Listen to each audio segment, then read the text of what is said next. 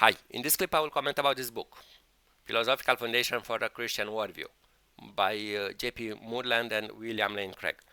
This book is not mine, it was given by a Christian, Philip. He's a very nice person.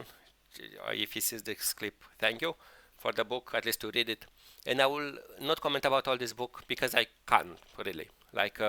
First of all, I'm not a Christian, and definitely it's not my foundation. But the book contains many things which I would not give something for it. Like I would not care if Trinity makes any sense philosophically or not. I can become, even if I'll become a Christian, I think that Trinity is one of the least of my concerns. It makes very little sense to me. I think 1 plus 1 plus 1 makes 3. If that's the realist view I should take philosophically, but taking that as an aside, I would say that the book has few parts which are definitely not for me, and the take of the book looks in some way not convincing. And in this part I will talk about two parts, but mostly about one. The introduction. The introduction I disliked it deeply, honestly, because it suggests creating of a Christian philosophy, because the philosophy is not Christian enough anymore. And to me, it sounds like to make a Christian version of history. If you think that it's subjective art, history, which I think is more subjective, or Christian branch of mathematics, which will say 1 plus 1 plus 1 makes 1, for example. And I personally think it's a silly concern, and that's all I would say about introduction. But the meat of the discussion is about the meta-ethics sections, or the ethics, and about how we should split the thinking. And if you think that this book will come more or less how a philosopher's talk meta-ethics, will be very disappointed. So typically, I'll make myself small. If you see a meta-ethics chart will look like that. So you'll see people putting various questions. They will know some problems and paradoxes or objections, and then whatever branch you go, you'll arrive in some issues you want or you don't want. Um, and no matter if you like this discussion, definitely this will not find it in the book. The other part which you'll hope you'll find but you'll not find it is to go through meta-ethics and to go through branches of moral, realism, anti-realism, and things like that. The book goes with terms much simpler, but maybe it's because it's for a popular audience or non-philosophical audience. Like you'll not see, I could not find anything about emotivism, for example. Or if it is something, it is not even in the index. Um, so this part will disappoint many readers. The other part which I can comment is that you can find some more diagrams if you are curious, and again emotivism appears again and again. And I would say that speaker relativism or agent relativism, like God, would make the logic, which is the ethics, which is suggested, like the best one, obviously the Christian one, the God driven as non optimal, because it's non realist one. It's a relativism. But if you look also on similar diagrams, when you go to moral realism, you'll rank divine command theory also as being non-objectivism. But the diagram more or less which it suggests here is this one, and it uses even the same terms like egoism, and but this terms, as far as I notice, is less used today. As I said to you, typically they split into moral realism, and this is utilitarianism is a very low branch. And Kantian ethics, for example, or divine command theory are separated as are non-consequentialist theories. And what is interesting is that the divine command theory is not considered as virtue ethics, even though the book suggests the virtue ethics. And again, if you want a criticism why on divine command theory, you'll be again, I think, disappointed. But I would say some parts which I took. So one of the things is that, for example, the section which kind of is mostly addressed with atheists are these consequentialist theories, because you understand there is, without a consequence, atheists suppose that they can't live, and this is quite wrong. As I said about emotivism, that is, as far as I know, the writer was an atheist in the 20th century, but also many Christians are consequentialists, or uh, the non-consequentialists like humanists or things like that. There are Christians humanists too. So this to me, it felt to me odd. The other part is that, for example, when they talk about uh, Christians, the Christians, they act egoistically in very many ways. It is suggested that salvation is for them and they should separate from the mom and for the dad. It's quite a standard view. The C.S. Lewis is quoted here, and again, to me, C.S. Lewis doesn't look like a philosopher, but I mean, he does some philosophical arguments, quite weak in my view. But again, if you look you come as an atheist, let's say an egoist or hedonist or whatever you want to name yourself. I'm not talking nihilist or whatever.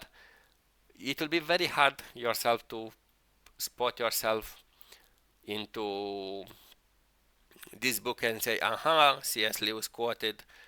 So this book definitely doesn't feel for, but to set the ground rules and the ground language, but not enough to convince an egoist. And similarly, whatever, hedonist or self-realizing one. And similarly is the utilitarian, which in this case I am. So I am biased in the way that I want to be convinced, if there is something to be convinced. And you'll see a lot of discussions which I think that practically void in reality. Like, for example, it tries to imply that active utilitarians are more or less subjective, or and I think why? Because the real utilitarian is quite easy to contrast with the ontological morals. This is Kantian view, but and it's criticized in contrast with the ontological morals in the chapter. And I personally act utilitarian, but I can see how you can make a real utilitarian out of an act utilitarian. So what is the discussions about is that there are two issues, and one of them is the value, intrinsic value, and this one is answered in fact on the Bentham, the second most important utilitarian, and it's around 250 years ago, if I remember right, and this answers to an utilitarian which is 300 years ago. So to make sense of it, it's like I will this book, quite what it criticizes in the terms of today's philosophy, it will be like if I will falsify the Pascal wager, it will feel like Christianity breaks down. I don't know if it breaks down, but I would say it doesn't. Christians have more arguments in the meantime, so this is a weakness. But even this 250 years old Pascal-like utilitarian explains that you have a qualitative value. You have the Socratic being said thinking. It's a higher value than someone being just happy for the sake of drinking a lot or whatever, being kind of hedonist. So even in this level of discussion, this book looks to me, it doesn't answer too well, at least this level. And the act utilitarian, the distinction is that if you put some universal rule, do not steal, do not kill, do not whatever, and we may agree, utilitarian like, they are very useful rules. But and again, there is this issue: what if it goes in conflict with another rule, which even theologians have issues with it. But the most important part which I want to make is that I can easily imagine that you have the same act, a horrific act, and many people would not feel so inclined to say this is a bad act, and but maybe it feels like a bad act, or but it's not a bad act. So for example, you like to speed, let's say so. How can you speed today legally? And I can say to you a legal way. Again, it's not mandated. You drive an ambulance. So as an ambulance driver, you are allowed to overspeed and to drive fast and to hurry and so on. So this is one way. So you be an ambulance driver. You are a, let's say, I will use this word, but just to give the take. Imagine a sadist which wants to kill young people and make them suffer a lot and to kill as many as he can. But this, whatever, sadist goes on the front line in Ukraine as a Ukrainian side defender. So he makes a lot of suffering for the Russians, a lot. And he has even pleasure out of it. Would you think this act is a good act or a bad act? We may disagree in some things, but I think quite many will not say it's as bad as it will be doing the same act in a civil society. So this is kind of an act utilitarian, which can say, I can give you always some exceptions, which breaks the pattern. And you may find counter ways that you can say maybe even some rules are rule utilitarian. And one good example I know, and to not bore you to death, is when you have the driving rules. In Lithuanian rules set, at least you have a rule. You can break all the rules if you increase the safety. So you can drive on the sidewalk to not hit a car with no brakes that comes to you or goes illegally for whatever reason. So the top rule, in a way you can make it as the rule. You say the rule is safety, in fact. The top rule is not the rules themselves. You can cross the continuous line and so on. But this book doesn't come with any of these nuances. So when you read that it supposedly it has some debate that was around 250 years ago between utilitarians, and you had the discussion that to them, to the authors, which you will know ahead of time, they will prefer a more virtue-based ethics, but they don't properly place it even in the meta-ethics tree of ethics, right? You are not impressed. That's the honest take.